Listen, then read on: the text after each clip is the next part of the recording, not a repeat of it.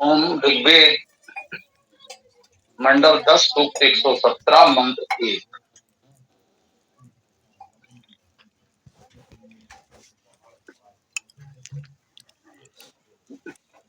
ओम नवाउ देवा क्षुदिमिदमधम तदुः उत्तम गच्छन्ति मृतवः उतो रयिः प्रणतो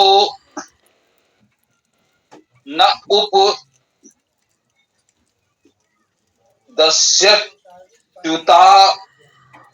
प्रणन्मर्डितारं न विन्दते।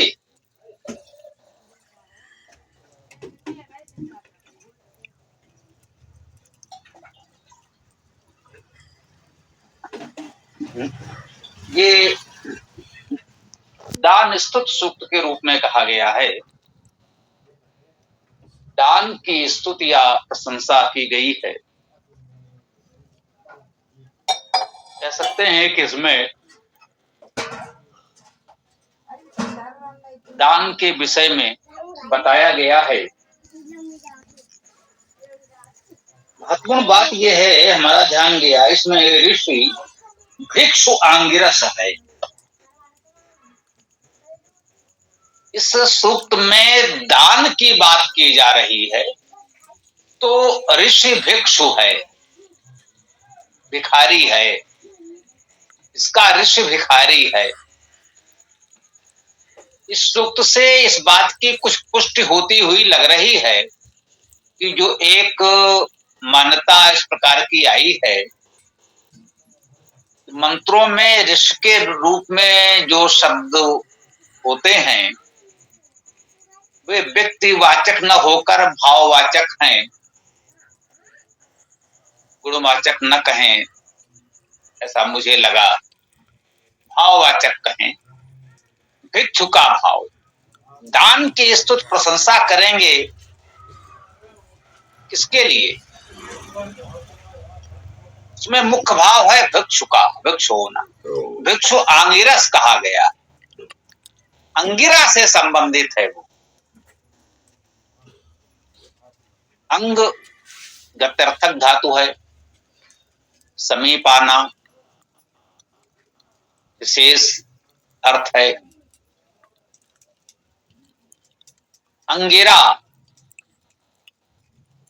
जो अपने समीप हो, उससे संबंधित एक भिक्षु। हमारे समीप, हमारे निकट, आसपास ये तो कोई भिक्षु है, याचक है, मांगने की स्थिति में है, उसकी आवश्यकता की पूर्ति सामान्य रूप से नहीं हो पा रही है, तो ये हमारा दायित्व तो है ये अपनी सामर्थ्य के अनुसार उसकी सेवा सहायता करें, दान करें। दान शब्द का अर्थ देना ही है, दा धातु है, दा से दान बना, इसे मुझे पठ से पठन, गम से गमन, दा धातु से दान, मां धातु से मान, तो दान का अर्थ देना ही है, कुछ और नहीं। ये तो कोई भिक्षु है, अर्थात ऐसा कोई व्यक्ति जिसकी आवश्यकता है पूरी नहीं हो पा रही है, उसे इस सूक्त का ऋषि कहा गया है। ऋषियों मंत्र दृष्टारा, इस सूक्त को वही देख सकता है जो भिक्षु भाव में हो। यदि भिक्षु भाव को हम अनुभव नहीं कर पा रहे हैं, कोई भिक्षु है, उस पर क्या बीत रही है, उसे क्या अनुभव हो रहा है, यदि इसकी अनुभूति हम नहीं कर पा रहे हैं तो हो सकता है यह सूक्त हमारी समझ में ना आए, यह सूक्त हमें हास्यास्पद लगे। कुछ लोग हो सकते हैं जो अति साधन संपन्न हैं, इस परिस्थिति को अनुभव नहीं कर सकते, वे इस सूक्त का सही भाव नहीं समझ सकते। इसलिए इसमें कहा गया है, इसका ऋषि है भिक्षु आंगिरस। जहां मुझे स्पष्ट प्रतीत हो रहा है कि स्वाभाविक है, भिक्षु आंगिरस किसी व्यक्ति का नाम तो नहीं प्रतीत होता, ठीक है ना। कुछ लोग लौकिक अर्थ में इसका इस प्रकार से भावार्थ करेंगे, भिक्षु अंगिरस का अर्थ हुआ अंगिरा का पुत्र भिक्षु। लौकिक प्रणाली से इसका इस प्रकार का अर्थ हो सकता है, भिक्षु आंगिरस, भिक्षु नाम का व्यक्ति जो अंगिरा का पुत्र है या उसका वंशज है। इसे हम कहते हैं रघु से राघव, यदु से यादव आदि बनते हैं। वैसे अंगिरा से अंगिरस बनेगा, व्याकरण से बनेगा, ये बिल्कुल ठीक है, मैं पुष्ट करता हूं। अंगिरा से अंगिरस, वास्तव में शब्द अंगिरस है, विसर्ग होकर अंगिरा भी हो जाता है। तो उस अंगिरा का या अंगिरस का पुत्र आंगिरस जो भिक्षु है, महान ऋषि अंगिरस या अंगिरा महान ऋषि हैं, उनका पुत्र भिक्षु है? नहीं भाई, अंगिरस होना भी एक भाव है जो उससे संबंधित है। ये जो प्रत्यय यदु से यादव, रघु से राघव, अंगिरा से अंगिरस हमने कहा, तो ये सीधे पुत्र के अर्थ में नहीं, संबंधित के अर्थ में अवश्य होता। भरत से भारत जब बनता है तो भरत का साम्राज्य भारत कहलाता। कह सकते हैं कि एक विशाल साम्राज्य, जिसे हम भारत के नाम से इतिहास में और वर्तमान में भी जानते हैं, ये विशाल साम्राज्य राजा भरत ने तैयार किया, बनाया। दिग्विजयी चक्रवर्ती सम्राट भरत, इन्होंने इतना बड़ा साम्राज्य बनाया। उस भरत के नाम पर उस राज्य को, साम्राज्य को भारत कहा गया। हाँ, भरत के पुत्र को भी भारत कहा जाएगा, भरत के अन्य वंशजों को भी भारत कहा जाएगा। उसी वंश में युधिष्ठिर आदि हुए, उन सबको भारत भी कहा गया। ये सब कुरुवंशी हैं, तो कुरु से कौरव भी कहा गया। कुरु के पुत्र नहीं है उस वंश में, भरत के पुत्र नहीं है उस वंश में, कहीं ना कहीं उससे संबंधित है। आवश्यक नहीं कि उनके वंश से ही हो, शिष्य परंपरा, उस क्षेत्र के निवासी सब भारत कहलाते हैं, हम सब भारत हैं। तो इस प्रकार से अंगिरा या अंगिरस से अंगिरस शब्द बना, अंगिरा से संबंधित, अंगिरस से संबंधित जो हमारा अंगभूत है, हमारे निकट है, वो भिक्षु है। कहीं ना कहीं हमें संकेत कर रहा है कि उसके प्रति हमारा भी कुछ कर्तव्य है। देवता धन अन्य दान प्रशंसा या दान स्तुति प्रशंसा, इस सूक्त का इस देवता है। इस सूक्त में देवता किसे कहा गया? धन अन्न दान की प्रशंसा स्तुति, ये इस सूक्त का विषय है। देवता का अर्थात जो उसकी दिव्यता है, जो विषय वस्तु है, जो विशेषता है, वो ये है। इस सूक्त में जिस विषय में बताया गया है वो ये है, धन अन्न दान की प्रशंसा इसमें की गई। अब धन अन्न दान किसके लिए होगा जिसकी हम प्रशंसा करें? तो वो है भिक्षु आंगिरस ऋषि। ऋषि है भिक्षु आंगिरस।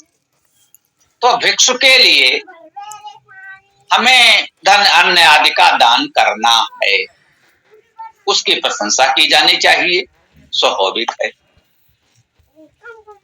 इस एक मंत्र को भी समझ लेंगे तो मुझे लगता है मूल भाव तो समझ में आ जाएगा।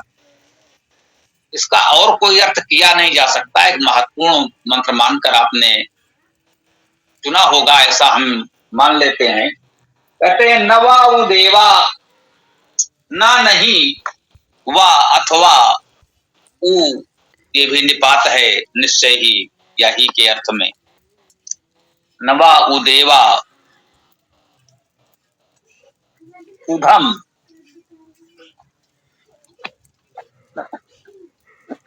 नवा उ देवा क्षुदम इद्वधम, निश्चय ही देवों ने ना नहीं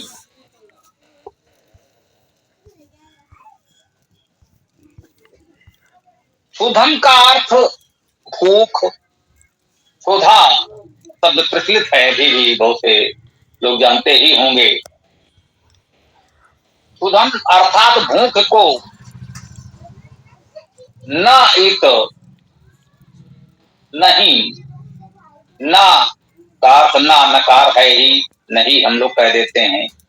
इत भी निपात है, बे है, ही के अर्थ में ही आता है, बल देने के अर्थ। न इत नहीं ददुहु दिया है। ददुहु दाने धातु का क्रिया रूप है, भूतकाल में प्रयुक्त हुआ है।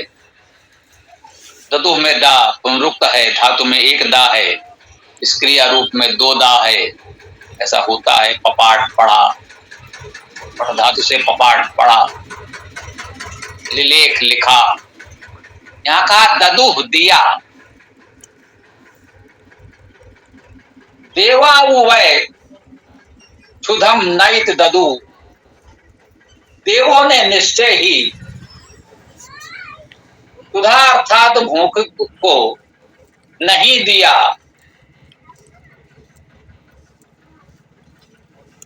वधम, वधम अर्थात वध को, वध करना, मार देना। वध हन धातु है, अर्थात हन धातु के अर्थ में ही वध का प्रयोग होता है। हन धातु का अर्थ मारना, हिंसा करना। वध करते हैं लोग, ये आपने सुना ही होगा, उनका वध कर दिया। देवों ने दुष्टों का वध कर दिया, या पशुओं का वध करना सुना है। वध शब्द का अर्थ वध करना, मार देना, ये हन धातु के अर्थ में आता है।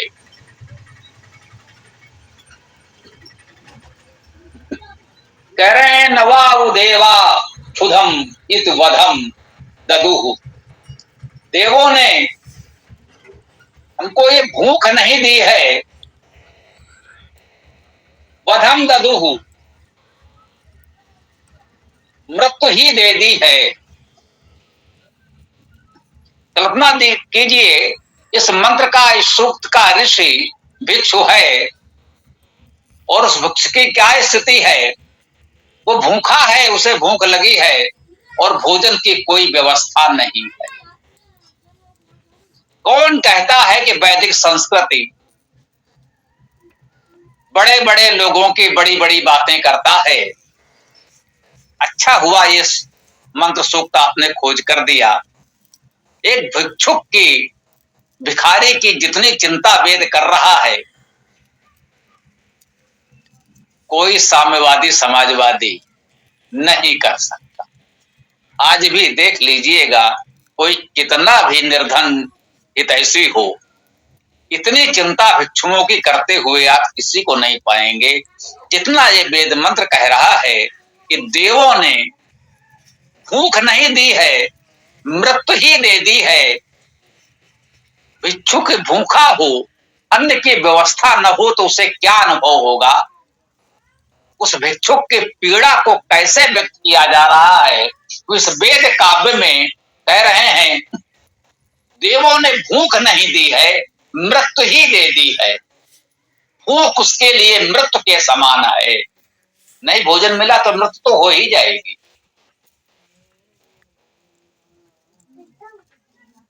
उत असितम, उत हमने कहा ये और के अर्थ में आता है। उत दा अकारांत है, उत असितम। असितम, अस धातु का अर्थ हमने कहा था व्यापक होना, वेग से चलना, शीघ्र पहुंचना और भोजन करना भी है। इसी अस से असन बना भोजन और अन असन अनसन बना भोजन न कर। असितम अपि, असितम अर्थात खाया हुआ, जिसने भोजन कर लिया है। अपि भी, असितम अपि, देवों ने भूख तो दी है, वो मृत ही है, भूख नहीं दी है, मृत ही दे दी है। फिर आगे कहते हैं ऐसा नहीं है कि मैं ही भूखा हूं, मैं भूखा हूं तो मेरी मृत्यु होगी। हाँ, वो तो होगी ही, भोजन नहीं मिला तो भोजन के बिना हम कब तक जीवित रहेंगे, मृत्यु तो मेरी होगी, लेकिन बचोगे आप। कह रहे हैं उत असितम, जो खाए हुए पेट भरे लोग हैं, मरना तो उनको भी पड़ेगा। ये मत सोचो कि आज ये भिक्षु भूखा है और आप आराम से, आपके पास तो सारी सुविधाएं हैं, आप 56 भोग का आनंद ले रहे हैं और आपके पड़ोस में कोई भूखा है, भूख से मर रहा है और आप आनंद में हैं। तो ऋषि कह रहा है, ये वेद मंत्र कह रहा है, उत असितम अपि, ऐसे खाए अघाए लोग भी मरेंगे ही, बचेंगे नहीं, एक दिन मरना तो आपको ही पड़ेगा। उप असितम उप, उत असितम उप गच्छन्ति मृतवः। उप असितम, क्या कहा, उत असितम उपगच्छन्ति मृतवः, खाए हुए लोग, पेट भरे लोग भी उप समीप गच्छन्ति, जाते हैं, मृतवः। तो ये खाए पिए पेट भरे लोग भी मृत्यु के समीप जाते हैं। मृत्यु के पास जाने से, मृत्यु के समीप जाने से ये खाए पिए पेट भरे लोग भी बच नहीं पाते। एक भिक्षु की वेदना समझिए, एक भिक्षुक की, भिखारी की वेदना समझिए। वो कह रहा है कि देवों ने हमें भूख नहीं दी है, साक्षात मृत्यु दे दी है। उसकी पीड़ा यहां पहुंच रही है। कहता है मैं भूखा हूं, आप नहीं दे रहे, आप 56 भोग का आनंद ले रहे हैं, लेकिन ये खाते पीते लोग, पेट भरे लोग भी उपगच्छन्ति मृतवः, ये भी मृत्यु के निकट जाते ही हैं। ऐसा नहीं है कि आपके पास भरपूर भोजन है, भंडार भरा है, तो आप सदा जीवित रहोगे, ऐसा नहीं होगा। उतो रयि प्रणतो, उतः, उससे, और रयि, अब ये रयि पद विचारणी हो सकता है। इस पूरे मंत्र के संदर्भ को देखते हुए रयि पद का अर्थ धन किया गया है।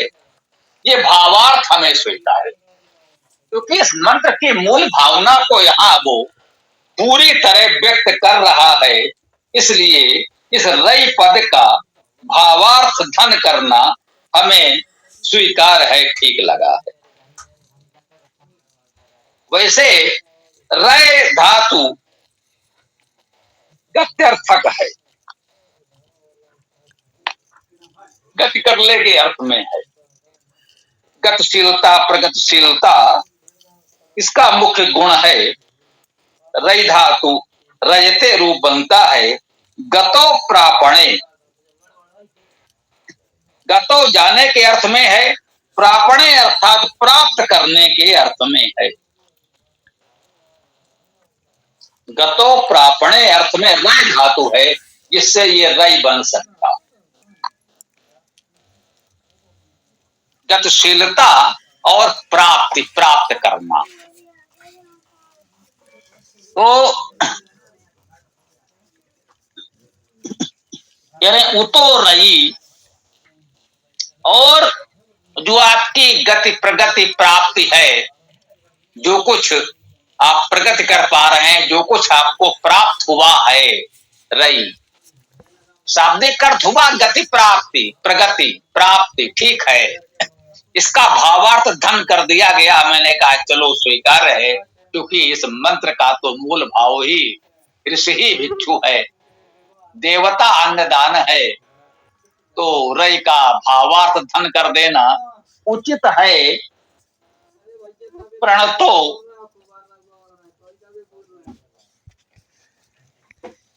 प्रण धातु तो पूर्ण करने के अर्थ में, प्राप्त करने के अर्थ में ही होगी। प्रणतों का अर्थ आप कर सकते हैं पूर्ण करते हुए।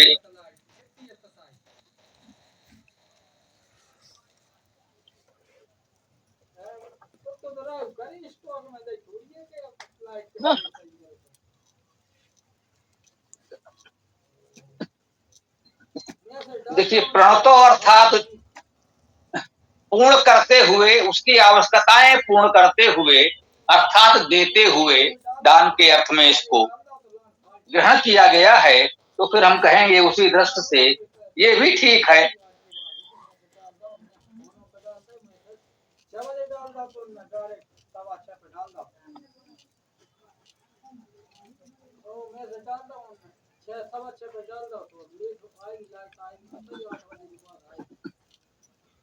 प्रण धातु एक है पाढ़ 641 में, प्रणति प्रीणने, आनंद करना, संतोष करना, संतोष पाना। एक प्रण धातु है परिणत के अर्थ में, पल्लवे अपनयने, पल्लवित होना, ले जाना, जिससे पर्ण बना था, ये परिणति है, तो पर्ण शब्द बना था अभी देखा हम लोगों ने। तो ये प्रण प्रीणने धातु आनंद करना, संतोष करना, इस अर्थ में है। प्रणता अर्थात संतोष प्राप्त करते हुए, इसमें लिखा है संतोष पाना, आनंद करना, संतोष पाना। तो उतो रई प्रणतो, और रई अर्थात गति प्रगति प्राप्ति को, प्रणतो संतोष करते हुए, आनंद करते हुए, अपनी गति प्रगति से, प्राप्ति से संतोष करते हुए, जो भी हमें प्राप्त है पर्याप्त है, ऐसा कहा जा रहा है। प्राप्त है, पर्याप्त है। ये भी कहें उस भिक्षु से तो नहीं कह सकते कि आपको जो प्राप्त है पर्याप्त है। सामान्यतः यदि स्वर्ग की कृपा से हमारी व्यवस्था ठीक चल रही है तो बहुत लोभ न करें, माँ गृदा कस्वे धनम, किसी के धन का लोभ न करें, जो प्राप्त है पर्याप्त है। लेकिन जिसकी न्यूनतम आवश्यकता भी पूर्ण नहीं हो रही, उससे न कहें जो प्राप्त है पर्याप्त है, उससे न कहें माँ गृदा कस्वे धनम, उसको न बताएं कि दूसरे के धन पे लोभ मत करो। जो भूखा है उसको लोभ न करने का उपदेश ठीक नहीं है, उसको तो कुछ दान ही करना पड़ेगा। नोप न उप नहीं उप समीप, और यह है दस्यति। दस्यति अर्थात देता है। दस धातु का अर्थ देना होता। दस्यु का अर्थ या तो देने वाला होगा या जिसे दिया जाए वो होगा। दस्य अर्थात देने योग्य। तो संयोग से संदर्भ आ गया तो बताया।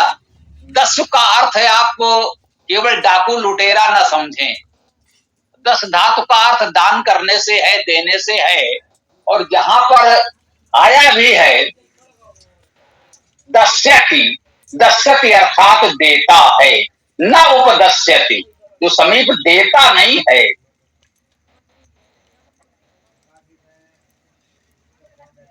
उत और आपरणम मर्डितारम न विंदते। उतो रई प्रणतो न उपदस्यति, और जिसके पास रई प्रगति है, जिसने पर्याप्त प्रगति की है, जैसा ही कहा इसमें भावार्थ रई का धन किया गया है। प्रणतो अर्थात संतोष आनंद के योग्य रही है, जिसकी प्रगति संतोषजनक है, जिसने संतोषजनक प्रगति कर ली है। इसका भावार्थ किया जा रहा है कि जिसके पास पर्याप्त धन है, अच्छी बात है, संतोषजनक प्रगति हुई है संसारिक दृष्टि से, तो पर्याप्त धन होगा, संतोष करने योग्य, आनंद करने योग्य धन होगा। कहते हैं यदि आपने संतोषजनक प्रगति की है और या आपके पास आनंद संतोष के उपयुक्त धन है, तो न ऊपर नहीं समीप दस्यति, यदि वो समीप के लोगों को न दस्यति नहीं देता है, तो उत और तो उसका क्या होगा।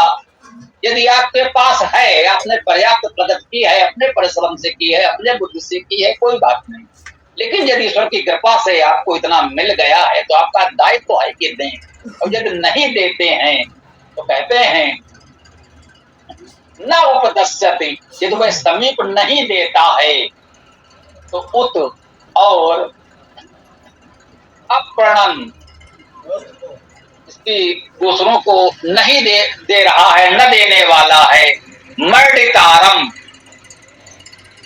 मर्डितारम सुख देने वाले को, मृड सुखने धातु है, मृड धातु का अर्थ है सुख होना, सुख करना। मर्डितारम सुख करने वाले को न बिंदते, न नहीं बिंदते प्राप्त होता है। बिंद धातु का अर्थ प्राप्त करना, बिंद लाभे धातु है, लाभ का अर्थ प्राप्त होना ही है। व्याकरण में वो लाभ शब्द लोक में कुछ विशेष अर्थ में प्रचलित हो गया है, लेकिन देखिएगा धातु से बहुत अलग नहीं। लाभ धातु, लभ धातु का अर्थ पाना है, लभ धातु, लभ धातु का अर्थ प्राप्त करना है, बिंद धातु का अर्थ भी प्राप्त करना है। न बिंदते, कहा है बिंद लाभे धातु है, लाभ के अर्थ में बिंद धातु भी होती है। तो कहते हैं कि ऐसा व्यक्ति जो समर्थ होते हुए भी अपने समीप के लोगों को नहीं देता है, जिन्हें आवश्यकता है उनकी सहायता नहीं करता है, मर्डितारम न बिंदते, वे सुख को प्राप्त नहीं कर पाता, वो सुखदायक स्थितियों को प्राप्त नहीं कर पाता है, उसका जीवन भी बहुत सुखी नहीं रह सकता है। दूसरे के दुख में यदि आप दुखी नहीं हो सकते, दूसरे के दुख में आप दुख का अनुभव नहीं करते, दुखी व्यक्ति की आप सहायता नहीं करते, तो फिर आपको भी सुख नहीं मिलेगा, ये निश्चित जानिए। औरों को हंसते देखो मनु, हंसो और सुख पाओ, अपने सुख को विस्तृत कर लो, सबको सुखी बनाओ, इसी में सुख है, सबको सुखी करने में ही सुख है। अन्यथा यही पशु प्रवृत्ति है कि आप ही चरे। ये तो पशुओं की प्रवृत्ति है कि प्रत्येक बस स्वयं ही चरता है। वही मनुष्य है कि जो मनुष्य के लिए मरे। हम मनुष्य हैं तो हमारा ये दायित्व है कि भोजन करने से पहले हम देखें आसपास कोई भूखा तो नहीं। ये बात दूसरे धार्मिक पंथों में भी बहुत दृढ़ता से कही गई है। कौन कितना पालन करता है वो एक अलग बात है, लेकिन ये बात अन्य पंथों में भी हमें सुनाई पड़ती है कि भोजन करने से पहले देख लो आपके अड़ोस पड़ोस में कोई और भूखा तो नहीं, उसको खिला कर खाओ। अकेले खाने वाला पाप का अन्न खाता है, निश्चित रूप से वो सुख को प्राप्त नहीं कर पाता है। भंडार भरा हो सकता है, संसाधन भरे हो सकते हैं, लेकिन वो आनंद, वो सुख उसे नहीं मिल सकता है। ये बहुत उत्तम मंत्र, बहुत उत्तम सूक्त का चयन किया आपने। इससे वास्तव में पता चलता है कि वेद को जन सामान्य की, दुखी पीड़ित भिक्षुकों की भी कितनी चिंता है। केवल आत्मा परमात्मा की बात नहीं करते, केवल ध्यान मग्न होकर संध्या उपासना करने की बात नहीं करते, ये भी कहते हैं कि दीन दुखियों की भी चिंता करो। ये वेद हमको सिखाता है, ये वेद की व्यावहारिकता है। बहुत बहुत आभार, धन्यवाद इस उत्तम सूक्त का, मंत्र का चयन करने के लिए। ओम।